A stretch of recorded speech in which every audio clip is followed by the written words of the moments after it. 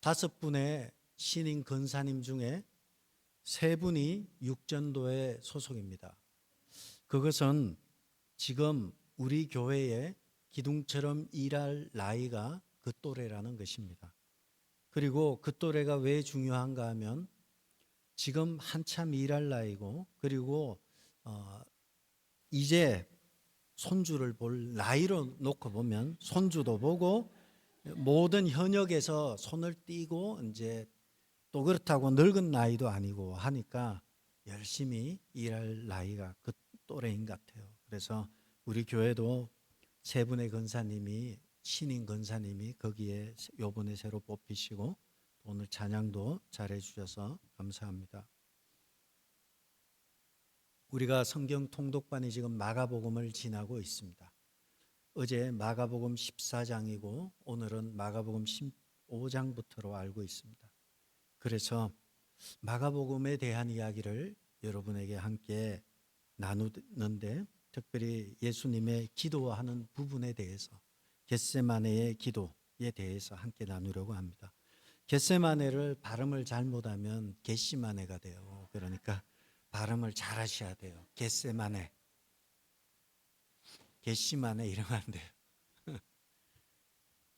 오늘 본문의 이 기도는 마지막 날 밤에 마지막 날 행하신 일이 이 기도예요. 예수님이 목요일 저녁에 잡히시는데 목요일 저녁에 마지막 잡히시기 전에 하신 것이 최후의 만찬이 되고요. 최후의 만찬에서 가장 중요한 메시지는 내가 새 계명을 너희에게 주는데 서로 사랑하라. 내가 너희를 사랑한 것 같이 너희도 서로 사랑하라. 사랑하라는 계명을 주셨어요. 그래서 기독교는 신구약 성경을 쫙 뭉뚱거리면, 구약 성경을 쫙 뭉뚱거리면 십계명이 나오고요. 십계명을 또 쫙 뭉뚱거리면 사랑이 나오는 거예요. 이 사랑은 하나님을 사랑한다. 그 얘기는 어떻게 드러나는가 하면 내가 너희를 사랑한 것 같이 너희도 서로 사랑하라. 서로 사랑하는 것 보면 저 사람이 신앙인이구나 아니구나 알 수 있어요. 하나님을 사랑한다고 하면서 모질게 사는 사람들 사랑하는 거 아니에요. 나는 뭐 주님을 사랑합니다. 할렐루야 하는데 성격이 너무 거칠어. 그러면 사랑하는 거 아니에요. 그거는 그냥 사랑한다는 말이에요. 우리는 오늘날 이 시대는요, 열매로 아는 시대지 말로 쏟는 시대가 아니에요. 말 가지고 그냥 그건 선동이에요. 우리가 가장 경계해야 될 것이 신앙에서 선동이에요. 좋은 말은 듣기는 참 좋아요. 그런데 못하면서 그냥 말만 하는 것은 그건 선동에 불과합니다. 주님께서 내가 너희를 사랑한 것 같이 너희도 서로 사랑하라 하시고 제자들의 발을 다 씻어 주셨어요. 사랑을 실천하신 거죠. 이러한 최후의 만찬에서 서로 사랑하라 이렇게 얘기하시고 나서 이제는 만찬이 끝나고요. 이제는 마지막 일을 하러 가셨어요. 그 마지막 일이 무엇인가 하면 최후에 하신 일이 기도였어요. 앞으로 일어날 엄청난 고난을 앞두고 하나님께서, 우리 주님께서 기도하러 가신 거예요. 그래서 기도한다는 것은 단순하게 기도가 아니라 고난을 대비하는 거예요. 미리미리 기도하는 사람은 고난을 미리 딱 대비하는 거예요. 예수님께서도 일어날 그 일이 너무 엄청난, 이제 오늘 밤이 지나고 나면 오늘 밤에 로마의 군인들에게 끌려가는데 이것이 너무너무 웃기는 거예요. 이게 선동이에요. 재판을 해야 돼요. 모든 범죄자들은 재판을 해서 변호사가 있어야 되고요. 검사가 있어야 되고요. 그리고 서로가 다투어야 되고요. 그리고 최종적으로 형이 확정이 되는 것이 일반적인 절차예요. 그러나 이날 밤에는 변호사는 간데없고 온통 선동만 통하는 날이었어요.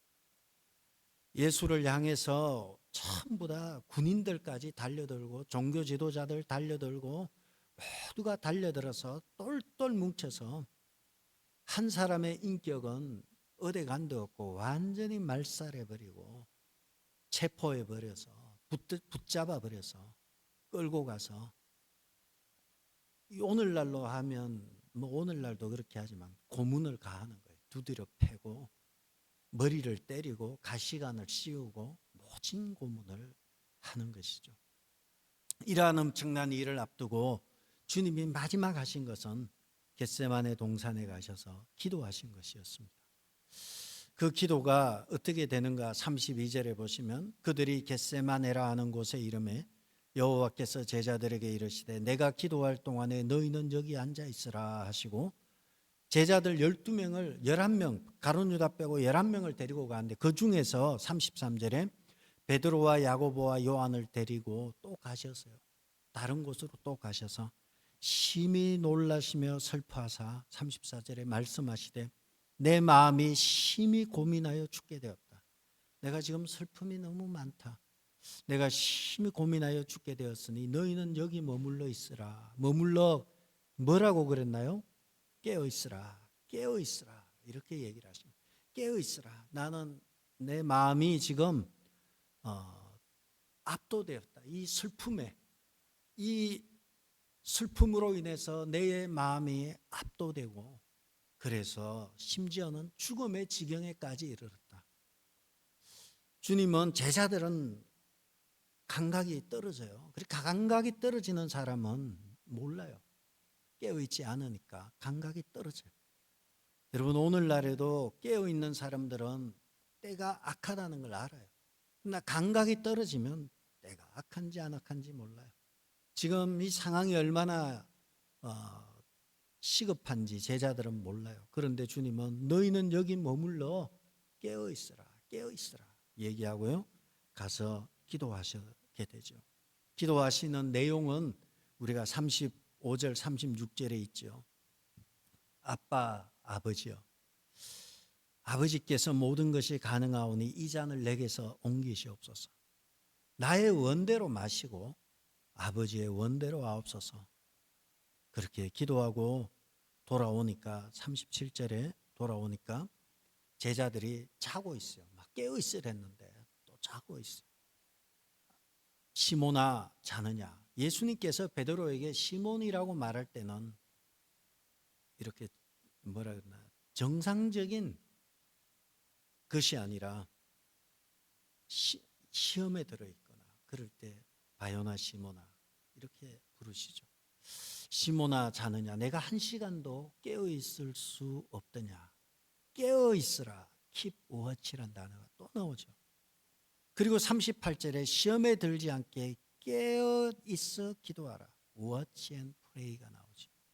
깨어 있으란 단어가 계속 나와요. 예수님께서 마지막 시련을 앞두고 마지막으로 하신 일은 기도하시는 일이었어요. 그래서 제자들을 데리고 겟세마네에서 기도했죠. 이 겟세마네라는 것은 감람산 기슭에 있는 동산을 의미합니다. 이 겟세마네는 다른 곳이 아니라 감람산이 올리브 오일을 짜는 곳이잖아요. 그리고 겟세마네는 오일을 짜는 기름틀을 말하는 거예요. 기름을 짜는 틀을 이 겟세마네란 이 단어가 그래요. 그곳에서 예수님께서 눈물과 피로 인류를 위해서 마지막 기름을 짜내는 거예요. 눈물과 피를 그곳에서 땀을 흘리는데 기도하시는데 땀이 핏방울 같이 되더라. 간절하게 기도하는 그 겟세마네라는 기름을 짜는 틀과 예수님께서 간절하게 기도하시는 장면이 오버랩되고 있는 것입니다. 그렇게 주님께서 기도하시면서 깨어있으라 이 얘기를 여러 차례에 걸쳐서 마지막 겟세마네에서의 기도에서 여러 차례에 걸쳐서 깨어있으라 얘기를 하셨던 것입니다. 그렇다면 오늘 우리는 겟세마네 동산의 간절한 기도를 통해서 우리가 고난을 어떻게 극복할 것인가에 대한 이야기를 살펴보려고 합니다. 먼저는 깨어있으라 이렇게 얘기하죠. 깨어있으라는 말은 우리가 이미 본 대로 예수님께서 겟세마네 동산에서 마지막 고난을 앞둔 시점에서 깨어 있으라. 34절에 보시면 내 마음이 심히 고민하여 죽게 되었으니 너희는 여기 머물러 깨어 있으라. Keep watch라고 나오죠. 한국에 실제로 일어난 건 아니에요. 그런데 watch out이란 단어가 이렇게 조심해라 이런 뜻이래요. 그래서 watch out 하면 조심해라 이런 뜻인데 지하철에서 watch out 그러니까 밖을 내다보고 목을 내놓고 보라 그런 줄 알고 목 내놔놓고 가다가 목이 떨어졌다 이런 제 혼자 웃네. watch out, keep watch, 깨어 있으라 이런 이야기를 예수님께서 마지막에 하셨던 것이죠. 38절에서도 보면 37절에서도 보면 내가 한 시간도 깨어 있을 수 없더냐. 38절에 시험에 들지 않게 깨어 기도하라. 깨어 있을 것을 얘기하시는 거죠. 고난을 앞둔 겟세마네 현장에서 깨어 있을 것을 말씀하셨고요. 또 주님이 깨어 있으란 얘기를 집중적으로 하신 때가 있었어요. 그것이 우리가 예수님께서 말세에 어떤 일이 일어나겠습니까? 제자들이 예수님에게 물었을 때도 말세에 깨어 있으라 이렇게 얘기하죠. 마가복음 13장 33절에 보시면 주의하라 깨어 있으라. 주의하라 깨어 있으라. 그때가 언제인지 알지 못함이라. 34절이죠. 그 종들에게 고난을 주어 각각 사물을 맡기며 문지기에게 깨어 있으라 명한과 같다. 지금 이 본문의 배경은 말세에 어떤 일이 일어나겠습니까에 대한 주님의 답이에요. 주님의 대답은 깨어 있으라는 거예요. 35절에도 그러므로 깨어 있으라. 그리고 36절에 그가 호련히 와서 너희가 자는 것을 보지 않도록 하라. 37절에 깨어 있으라. 깨어 있으란 말이 네 번이나 33절에서 37절에 이 4절, 5절 사이에 4번이나 있어요. 예수님께서 깨어 있으란 단어를 유독 많이 쓰실 때가 언제인가 하면 말세에 깨어 있으라. 그 다음에 십자가를 지시는 겟세마네 동산에 기도하실 때 제자들에게 깨어 있으라. 그러므로 우리는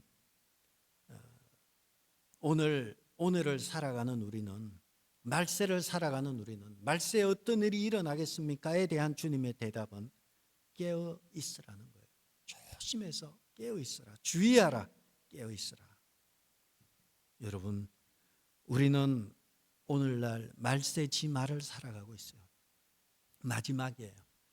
여러분, 더 갈 것 같지도 않아요. 세상이 너무 거칠어요. 이제는 어디까지 더 가야 되나 싶을 정도로 세상은 앞으로 뭐 소돔과 고모라처럼 더 가겠지만 소돔과 고모라가 오늘날에 마치 소돔과 고모라라 할 정도로 그러한 시대에 와 있습니다. 그런데 주님의 말씀은 깨어 있으라는 거예요. 정신 바짝 차려 주의해서 깨어 있으라. 주님은 오늘날 우리에게 말씀하고 있습니다. 그러므로 우리가 좀 더 자자, 좀 더 눕자, 좀 더 졸자 이럴 시간이 없어요.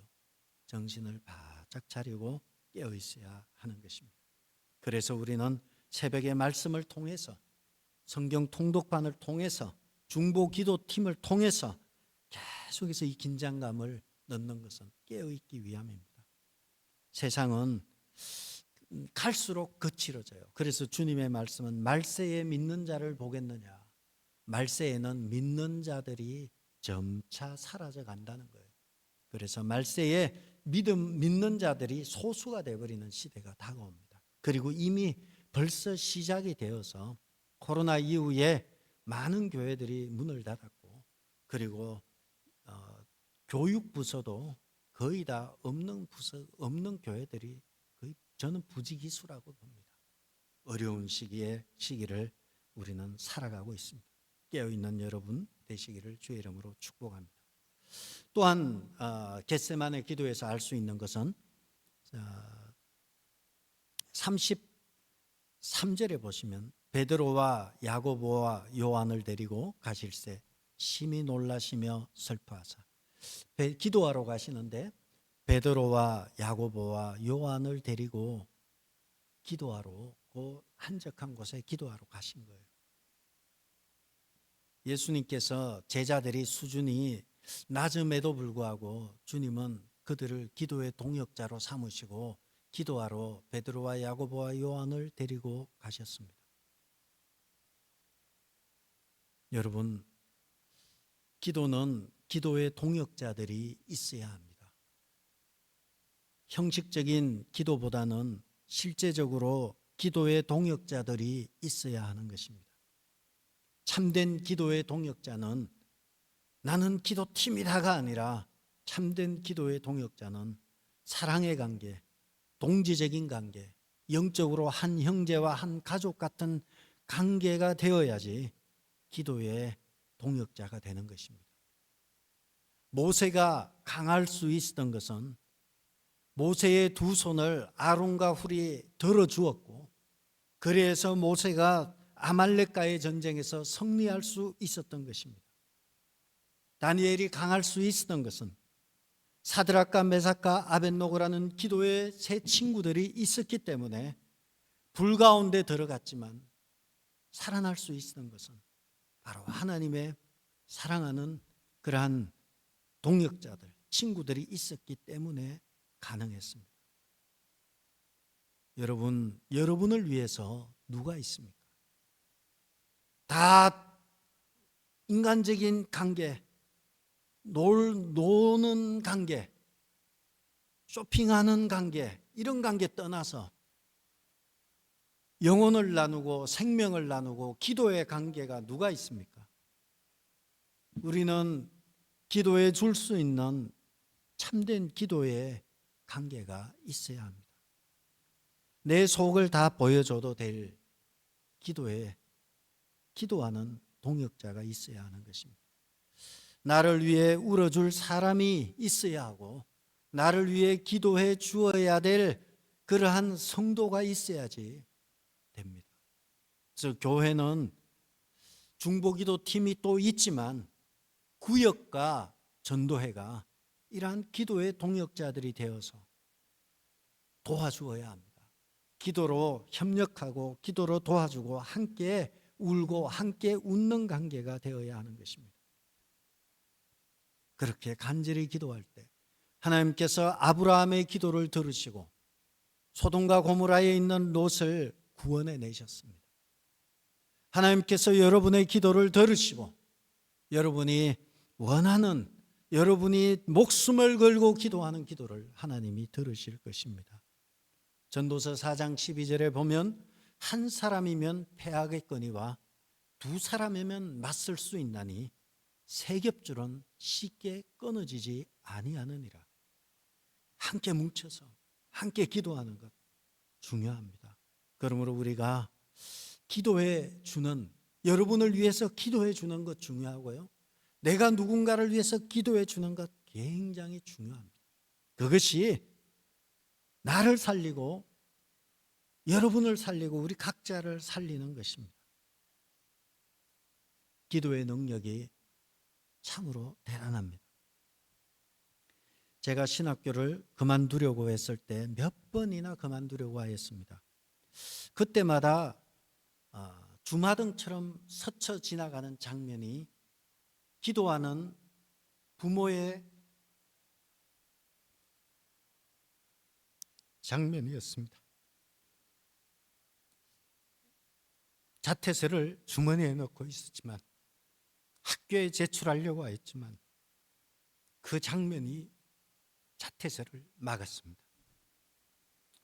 어려움을 겪고 위기에 있었지만 극복할 수 있었던 것은 기도해 주는 부모님이 있었기 때문입니다.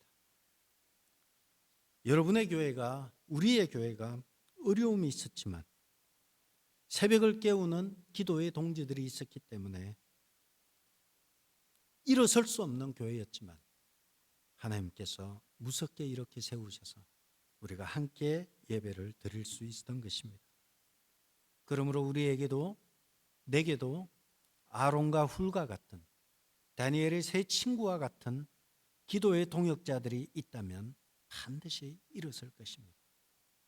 여러분, 나를 위해서 기도를 부탁할 사람을 생각하지 말고 내가 타인을 위해서 기도의 동역자가 되어주는 사람이 되기를 축복합니다. 그리고 여러분 스스로 우리가 함께 힘을 합쳐서 위해 주어야 합니다. 여러분, 교회는 교회다워야 돼요. 내 이야기를 다 얘기해서 문제가 된다 이런 생각하지 마시고 친밀한 사람 몇 사람은 반드시 있어야 돼요. 기도해야 돼요. C.S. 루이스가 한 얘기로 알고 있는데 제가 누가 한지 잘 기억이 안 나요. C.S. 루이스 얘기로 아는데요. 그가 이런 얘기를 했어요. 우리는 다 사랑해야 됩니다. 우리는 다 사랑해야 합니다. 사랑한다고 해서 친구는 아닙니다. 그 말이 맞는 것 같아요. 우리는 성도를 서로 사랑해야 돼요. 그러나 함께 나눌 친구는 또 따로 있는 거예요. 우리 교회 안에 함께 나눌 친구, 기도의 동역자, 기도의 친구가 있어야 하는 것입니다. 저는 여러분이, 우리 교회가 이러한 기도의 동역자들이 있기를 축복합니다. 구역과 전도회가 그 일을 감당하셔야 돼요. 그래서 우리가 같이 기도해주고 그랬을 때 생명을 건 기도는, 모세가 생명을 건 기도는 이스라엘을 구원해냈습니다. 아브라함의 기도로 롯이 살아난 것처럼 여러분의 기도로 생명을 살리는 역사가 있어야 합니다. 예수님은 제자들을 베드로와 야고보와 요한을 데리고 기도하러 가셨어요. 함께 기도하는 것, 기도의 동역자가 있다는 것 중요합니다. 또한 이 기도라는 것은 승리하기 위해서는 습관적으로 해야 합니다. 도표를 보시면 예수님께서 습관을 쫓아서 기도하셨습니다. 거기 보시면 마태복음에, 제가 일부러 마태, 마가, 누가복음을 세 개의 공간복음을 다 인용을 했습니다. 마태복음에 무리를 보내신 후에 기도하러 따로 산에 올라가시니 저물매 거기 혼자 계시더라. 예수님께서 기도하러 따로 산에 올라가셨다. 따로 올라가셨습니다. 마가복음에서는요, 새벽 아직도 밝기 전에 예수께서 일어나 나가 한적한 곳으로 가사 거기서 기도하셨다. 누가복음에는요, 예수께서 기도하러 산으로 가사 밤이 새도록 기도하셨다. 마태, 마가, 누가의 한결같은 것은 예수님께서 습관을 쫓아서 기도하러 가신 거예요. 이 습관이 굉장히 무섭습니다. 어려움을 당했을 때, 고난을 당했을 때 습관적으로 반복적으로 기도하는 것입니다. 훈련이 필요해요. 훈련된 사람만이 실수 안 하는 것입니다. 훈련이 안 돼 있으면 실수투성이에요. 2년 전인가요? 제가 당황해가지고 큰 실수를 한 적이 있어요. 일찍 그날따라 또 교회를 오셨어요. 와가지고 목사님 문이 잠겨 있습니다. 그래가지고 제가 막 급히 왔어요. 와가지고 번호를 이렇게 눌러야 돼요. 우리 교회 번호 여러분 안다고 해서 못 열어. 열쇠가 없으면 열쇠를 열고 들어오면 번호를 눌러야 돼요. 5116이에요. 알려드립니다. 근데 너무 급한 나머지 5166을 눌렀습니다. 그랬더니 막 알람이 울고 경찰들이 오고, 그 당사자 중에 한 분 여기 계세요 지금. 한 분은 쫙 캘리포니아로 가셨고. 그때부터 제가 이 훈련이 필요하다 그래가지고 꼭 문 열고 들어오면 기도하는 마음으로 탁 깔아앉혀서 5116 5166 하면 이건 대형 사고예요. 경찰 또 와요. 훈련이 필요합니다. 무조건적이고 반사적인 훈련이 필요해요. 기도예요. 기도는 훈련해야 되는 것입니다. 위기 상황이 오면 어디로 가야 하지? 막 뛰다니고 이리 뛰고 저리 뛰고 하는 것이 아니라 위기가 오면 무조건적으로 반사적으로 하나님께 기도해야 하는 것입니다. 하나님께 무조건적으로 반사적으로 와서 기도할 때 하나님께서 도와주십니다. 누가복음 22장 43절에 보시면 천사가 하늘로부터 예수께 나타나 힘을 더하더라. 예수께 힘쓰고 애써 더욱 간절히 기도하시니 땀이 땅에 떨어지는 핏방울같이 되더라. 이 겟세마네 기름을 짜는 틀과 같이 힘쓰고 애써서 간절히 기도하시니까 땀방울이 핏방울같이 툭툭 떨어지는데 그 모습이 43절에 있는 대로 천사가 하늘로부터 나타나 예수께 힘을 더하게 됩니다. 여러분이 규칙적으로 매일 습관을 쫓아서 기도할 때 하나님께서 여러분의 기도에 힘을 더하시는 것입니다. 여러분 미리미리 준비하셔야 돼요. 고난과 환난을 기도로 준비하셔야 돼요. 주님께서 하나님 앞에 기도하실 때 마가는 독특하게 기도합니다. 마가는 이것을 어떻게 기록했는가? 마태와 누가나 다른 복음서에는 이런 단어가 없어요. 36절에 보시면 이르시되,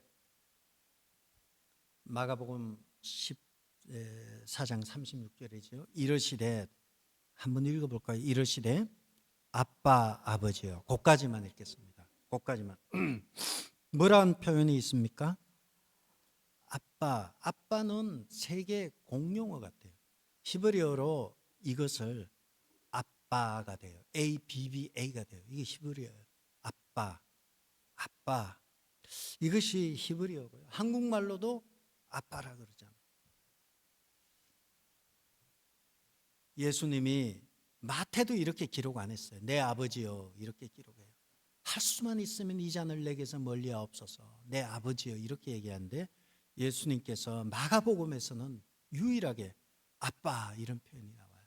마가는 베드로의 가장 친한 제자라 할 정도로 베드로에게서 직접 예수님의 모든 것을 들었고 보았을 것입니다. 예수님께서 간절하게 기도하시는데 아빠, 아빠 이런 단어를 써요. ABB에 아빠, 아빠 아버지요.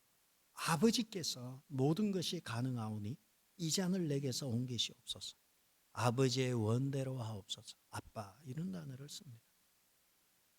이 아빠라는 단어는 그 친근한 신뢰관계에서 나타나는 거죠. 여러분 다 나이가 들었지만 따라해 볼까요? 아빠. 아빠라 그러셨어요. 우리 하나님께 아빠, 아버지 이렇게 부르셨습니다. 아빠라는 것 속에는 또 어떤 것이 있는가 하면 아빠에게 다 맡긴다 이런 뜻이 있는 거예요. 나는 허접한 것을 돈 주고 사고 뭘 해도 내 생각으로 하니까 제일 허접해요. 어린 나이는 늘 하는 것이 허접해요. 그런데 아빠는 가장 좋은 것으로 사줘요. 뭘 사줘도 내가 고르는 거는 장난감도 막 싼 거 사는데 아빠는 제일 좋은 걸로 오래 쓰는 걸로 튼튼한 걸로 사주시는 거죠. 아빠 주님의 이름을 아버지의 이름을 부르면서 이 잔을 옮겨 주옵소서. 내 원대로 마시옵고 아버지의 원대로 되기를 원합니다. 간절하게 기도하고 있습니다. 마태복음 7장 11절에 보면 아빠는 어떤 아빠인가? 너희가 악한 자라도 좋은 것으로 자식에게 줄 알거든 하물며 하늘에 계신 너희 아버지께서 구하는 자에게 좋은 것으로 주시지 않겠느냐. 아빠께서 좋은 것으로 주시지 않겠느냐. 그러므로 우리 하나님의 자녀가 된 우리는 아빠가 때로는 우리를 막 거칠게 다룰 때가 있어요. 그렇다 할지라도 아빠가 가장 좋은 것으로 가장 최선의 것으로 최상의 것으로 주실 것이라는 것을 우리는 믿어야 돼요. 좋은 일만 감사할 것이 아니라 때로는 거친 환경 속에서도 범사에 감사하는 것이 중요합니다. 왜냐하면 아빠를 믿으니까. 우리의 기도의 대상은 아빠예요. 하늘에 계신 우리 아버지. 기도의 대상이에요. 하늘에 계신 우리 아버지, 이렇게 부르지만 한편으로 하늘에 계신 아빠, 나 좀 도와주세요. 극심한 고난을 앞두고 주님께서는 하나님에 대한 호칭이 여기에 유일하게 아빠가 나와요. 물론 사도행전에서도요, 아빠, 아버지란 표현을 써요. 그러나 직접적으로 예수님과 관련된 사복음서에서 아빠란 단어는 유일하게 마가복음에 나와요. 아빠, 주님이 지금 부르시는 이 아빠는 간절한 거예요. 내 뜻대로 마시고 아버지의 뜻대로 되기를 원합니다. 고백하는 것입니다. 오늘 우리는 겟세마네 동산에서의 기도를 보았습니다. 먼저는 고난 가운데, 어려운 가운데서는 깨어있으라는 것입니다. 두 번째 이 기도를 통해서 우리가 알 수 있는 것은 기도의 동역자들을 함께 두어야 한다는 것입니다. 혼자 잘난 척하고 나 혼자 기도한다 그러고, 여러분 참 어리석기 짝이 없는 거예요. 어리석은 거예요. 믿음이 좋아 보이지만요, 유치한 믿음이에요. 자기 혼자 잘난 척하고 다 필요 없어요. 우리는, 교회라는 공동체는 주님이 핏값을 사서 죽으심으로 교회가 핏값을 주고 건져낸 것이 교회예요. 교회는 두세 사람이 모인 공동체 그 이상이에요. 근데 교회를 우습게 여기고 혼자 잘난 척한다? 그건 참 웃기는 거예요. 우리는 그런 웃기는 인간이 되지 않도록 하기 위해서 말씀을 나누고 함께 새벽을 나누며 주일을 나누면서 건강한 신학 위에 건강한 목회, 건강한 성도가 나옵니다. 신학 위에 바른 신앙이 나와요. 그래서 로이드 존슨은 불타는 신학이라 그랬어요. 바른 신학 위에 바른 신앙이 나오는 것입니다. 우리는 이러한 기도의 동역자가 있어야 되고요. 또 우리는 이 겟세마네 동산의 기도를 통해서 기도는 예수님처럼 습관을 쫓아서 계속 기도해야 된다는 것이고요. 세 번째, 우리는 잊지 말아야 될 것은 기도의 대상은 하늘에 계신 우리 아빠라는 것, 아버지라는 것, 최선의 것으로 준비해 놓으시는 아버지라는 걸 알아야 하는 것입니다. 그렇게 기도에 대해서 기도로 순종하고 나아갈 때 그 엄청난 그 고난을 다 감당할 수 있었어요. 밤새 잠 한숨 재우지 않고 육체에 가해지는 고문과 채찍질과 그 수모와 순환을 다 감당할 수 있었던 것은 기도함으로 철저하게 주님이 기도하셨고, 그래서 순종함으로 감당할 수 있었던 것입니다. 승리의 비결, 순종할 수 있는 비결은 기도하는 것입니다. 여호와께 부르짖었더니, 시편 107편에 여호와께 부르짖었더니 광야에서 우리를 보호하셨고, 여호와께 부르짖었더니 감옥에서 우리를 보호하시고 마침내 노철장을 깨뜨리셨으며, 여호와께 부르짖었더니 극심한 질병에서 하나님의 말씀으로 인도하셨고, 여호와께 부르짖었더니 큰 풍랑을 잠잠케 하셔서 마침내 편안한 항구로 인도하셨다. 107편에서 말하였습니다. 우리 인생의 승리의 비결은 하나님께 부르짖고 간구하고 그렇게 하는 것이 우리가 승리의 비결이 되는 것입니다. 우리의 기도의 대상이신 우리 아버지에게, 하늘에 계신 우리 아빠 아버지에게 간절하게 부르짖을 때 우리 하나님께서 이 광야와 같은 세상에서 가장 좋은 것으로, 가장 안전한 길로, 그리고 잔잔한 평안으로 우리를 가야 할 항구로 인도하실 것입니다. 이러한 은혜가 여러분에게 있기를 주의 이름으로 축복합니다. 기도하겠습니다. 아버지 하나님, 주님께서 기도의 본을 보여주신 대로 우리가 항상 하나님 앞에 기도함으로, 무조건적이고 반사적으로 하나님께 매달리고 기도함으로 마침내 이 땅에서 평안함을 누리고 승리하는 복되고 귀한 성도들 되게 도와주옵소서. 예수님의 이름으로 기도드렸습니다.